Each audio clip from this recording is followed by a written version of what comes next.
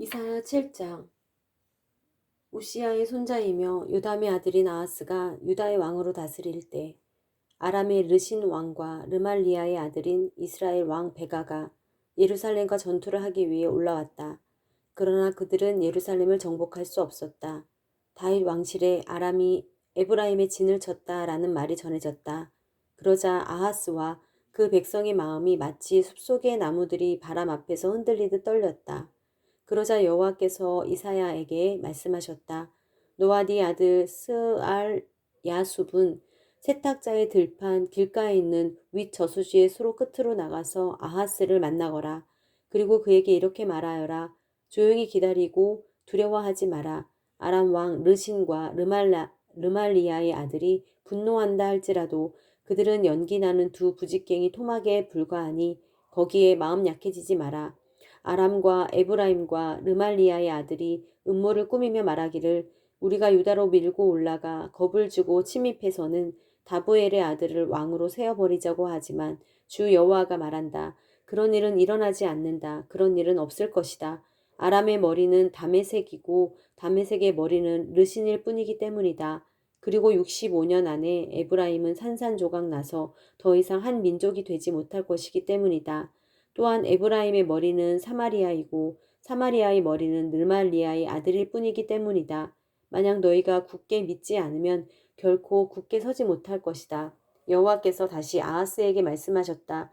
너는 네 하나님 여호와께 표적을 보여달라고 요구하여라. 저 깊은 무덤에서 오는 것이든 저 높은 위에서 오는 것이든 표적을 구해보아라. 그러나 아하스가 말했다. 저는 요구하지 않겠습니다. 여호와를 시험하지 않겠습니다. 그러자 이사야가 말했다. 다윗 왕실은 이제 들으십시오. 다윗 왕실은 사람들을 지치게 한 것도 모자라 이제 내 하나님마저도 지치게 합니까? 그러므로 주께서 친히 다윗 왕실의 표적을 주실 것입니다.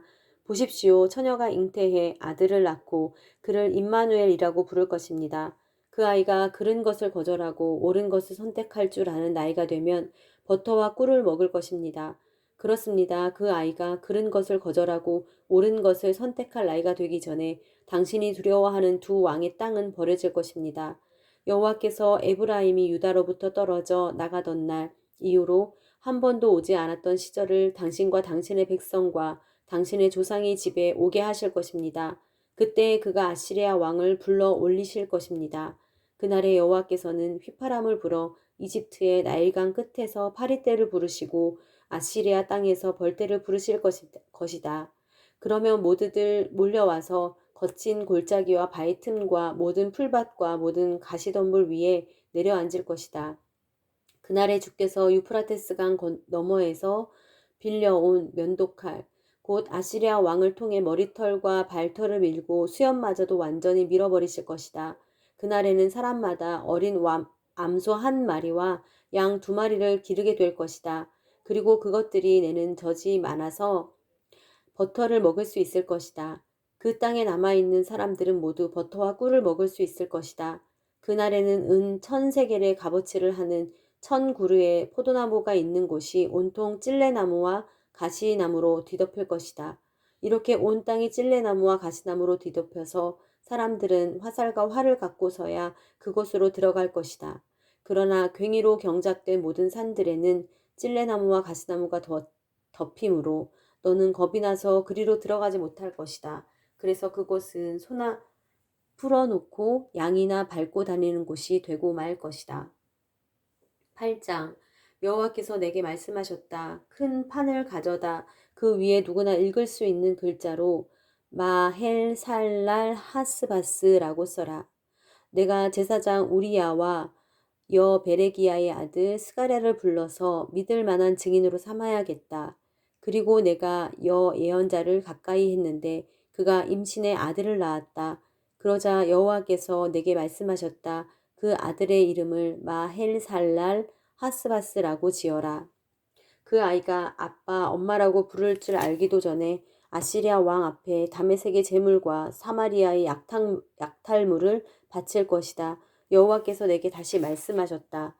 이 백성이 평온히 흐르는 실로아 물은 싫어하고 르신과 르말리아의 아들을 기뻐해 날뛰는구나. 그러므로 보아라. 나 주가 거세게 몰아치는 강물 곧 아시리아 왕과 그의 모든 위력을 그들 위로 넘쳐 흐르게 할 것이다. 그 강물이 모든 물길을 넘고 모든 둑을 넘쳐 흘러 유다까지 침범에 휩쓸고 지나가면서 그 강물의 목에까지 차오를 것이다. 그러나 임마누엘이여 그가 날개를 펼쳐 네 땅을 전부 덮을 것이다. 너희 민족들아 함성을 질러보라. 그래도 산산이 부서지고 말 것이다. 귀에 기울이라. 멀리 있는 모든 나라들아 허리를 동여보라. 그래도 부서질 것이다. 허리를 동여보라. 그래도 부서질 것이다. 전략을 세워보라. 그래도 소용없을 것이다. 말을 짓거려보라. 그래도 이루지 못할 것이다. 하나님께서 우리와 함께 하시기 때문이다. 여호와께서 그분의 손으로 나를 강하게 붙잡고 이 백성들의 길을 따르지 말라고 경고하며 말씀하셨다. 이 백성이 음모라고 말하는 모든 것에 대해서 음모라고 말하지 마라. 그들이 두려워하는 것을 두려워하지 말고 떨지도 마라. 너희는 만군의 여호와 그분을 거룩하다고 여겨야 한다. 너희가 두려워하고 떨어야 할 분은 다름 아닌 그분이다. 그분은 성소도 되시지만 이스라엘의 두 집에는 걸리는 돌도 되시고 부딪히는 바위도 되시며 예루살렘 주민에게는 함정과 올가미도 되신다. 많은 사람들이 거기에 걸려 비틀거리고 넘어지고 깨지며 덫에 걸리고 잡힐 것이다. 나는 증서 문서를 묶어매고 내 제자들과 함께 이 가르침을 봉인하고는 여호와를 기다릴 것이다. 그분이 야곱의 집에 얼굴을 숨기고 계시지만 나는 그분을 기다리겠다. 여기에 여호와께서 주신 자녀들과 나를 보아라. 우리는 시온산에 계시는 만군의 여호와께서 이스라엘에게 주신 표적과 상징이다. 그런데 사람들은 너희에게 이렇게 말하고 있다. 속살거리고 중얼거리는 마법사와 무당을 찾아가십시오. 어느 백성이든 자기 신에게 찾아가지 않습니까? 살아있는 사람 대신 죽은 사람에게 찾아가지 않습니까? 율법과 증거에 따르면 이런 말을 하는 사람은 기필코 동트는 것을 보지 못할 것이다. 그들은 고생하며 배고파하며 이 땅을 헤맬 것이다. 그리고 그들이 굶주리면 화가 나서 위를 쳐다보고 그들의 왕, 그들의 하나님을 저주할 것이다. 그러고는 땅을 굽어보겠지만 고통과 어둠과 괴로운 암흑밖에 없고 마침내 그 짙은 어둠 속으로 내쫓길 것이다. 9장 그러나 고통을 겪고 있는 사람들에게 어둠은 이제 사라졌다. 전에는 그가 수블론 땅과 납달리 땅이 모욕을 당하도록 내버려 두셨지만 이후로는 바닷길과 요단강 저편의 땅과 이방 사람들이 사는 갈릴리를 영광스럽게 하셨다. 어둠 속에서 걷던 백성이 큰 빛을 보았고 죽음의 그림자가 드리운 땅에 사는 사람들 위에 빛이 비쳤다. 주께서 이 백성을 번성케 하셨고 기쁨을 키워주셨습니다. 사람들이 추수할 때 기뻐하고 전리품을 나눌 때 즐거워하듯이 그들이 주 앞에서 기뻐합니다. 그들을 짓누르던 멍에와 어깨를 내리치던 회초리와 압제자의 몽둥이를 미디안을 꺾으시던 날처럼 주께서 부숴버리셨기 때문입니다. 쿵쿵거리며 짓밟았던 모든 군화와 피범벅이 된 모든 군복이 땔감으로 불에 타 사라졌기 때문입니다. 한 아이가 우리를 위해 태어났다. 우리가 한 아들을 얻었다. 그의 어깨에는 주권이 있고 그의 이름은 기묘자, 모사, 전능하신 하나님, 영원하신 아버지, 평화의 왕이라 불릴 것이다. 그분의 넘치는 주권과 평화는 다윗의 보좌와 그의 왕국 위에 끝없이 펼쳐질 것이다.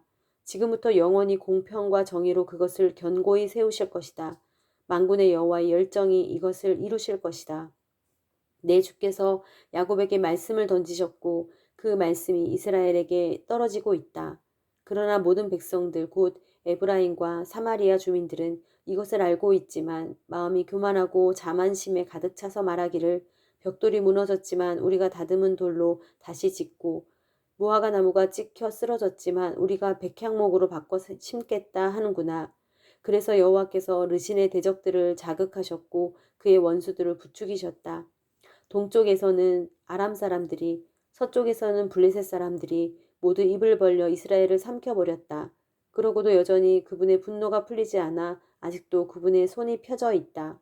그런데도 이 백성은 자기들을 치신 분에게 돌아오지도 않고 만군의 여호와를 찾지도 않았다.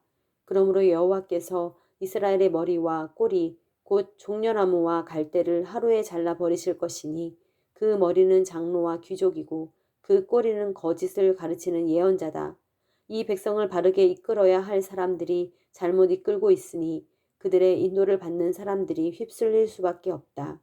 그러므로 주께서는 젊은이들을 향해 기뻐하지 않고 고아들과 과부들을 불쌍히 여기지 않으신다.